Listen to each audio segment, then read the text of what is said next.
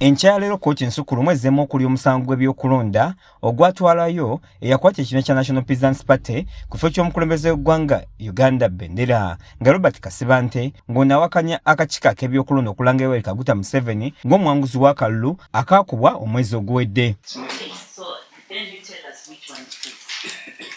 Mu kwemulugunya, Kasibante yategeeza nti National NRM Yoweri Kaguta Museveni yavvoola amateeka ag'ebyokulonda omuli okugulira abalonzi, okukozesa ebintu bya gavumenti okunoonya akalulu kw'ossa n'ebirala. Kkooti eno ebadde ekubirizibwa abalamuzi 9 okubadde Ssaabalamuzi wa Uganda Flavian Zeija, Catherine Bamugemereire, Stephen Musota kw'ossa n'abalala nga bano balamuzi ba kkooti ensukulumu.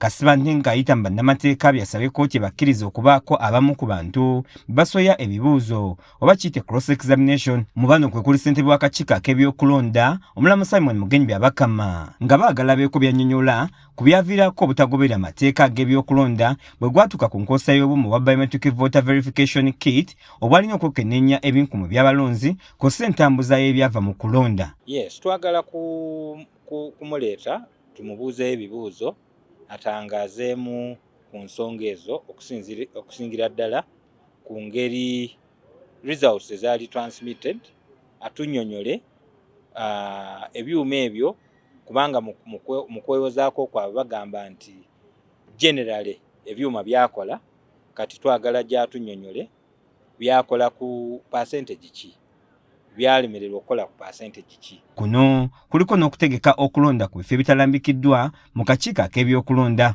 Gazeti yafuluma yali yamu Apple, baafulumya polling stations 3.5. Okulonda kwaliwo ku polling stations 5,000. Mu balala be baagala okusoya kajojijoji w'ebibuuzo ye mumyuka wa Ssaabawoleza wa gavumenti Jackson Kafuuzi. Ssaabalamuzi Flavian Zeija ategeeza nti kkooti bw'enaaba yakukkiriza oludda oluwabyo okuba kwe basoya ebibuuzo kyakuba ku lunaku lwa bbalaza olwa Ssabbiiti ejja.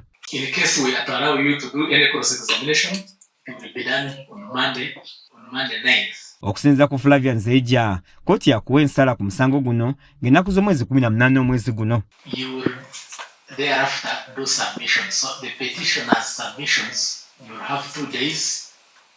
So the submissions should be in by 13th. Then the respondent submissions, the respondents will also have 2 days. That is, you put in your submissions on 15th of February 2026. And the rejoinder will be 1 day. That is on 16th of February 2026. Brian Kiberu yakusakidde eggulire lino ku STV Agalero.